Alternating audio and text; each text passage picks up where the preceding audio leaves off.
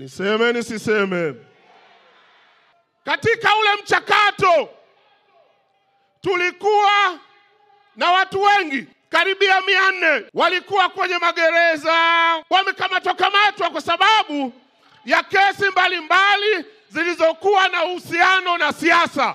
Mama muumini wa demokrasia akasema waachieni, na walionufaika wa kwanza Chadema, watu wao wakaachiwa wakiongozwa na Mbowe, maana tunataka kujisaulisha.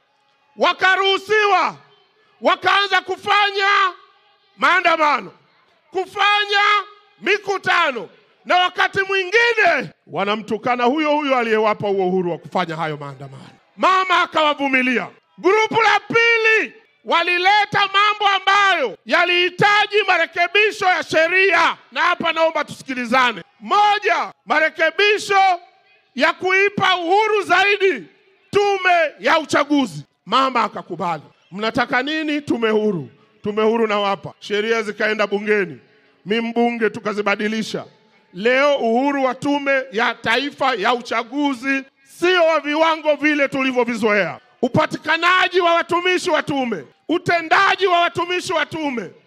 Lakini leo hata namna ya kuwaondoa, hakuna mtu mmoja mwenye uhuru wa kumgusa mkurugenzi wa tume ya uchaguzi. Hata rais mwenyewe hana mamlaka hiyo. Sheria imetungwa. Muumini thabiti wa demokrasia.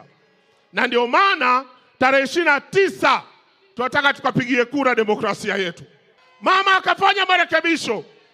Nyie mtakumbuka chaguzi zilizopita, mgombea wa chama kimoja akibaki peke yake anatangazwa amepita bila kupingwa. Jamaa wakasema huu mwanya. Mama akasema wapeni.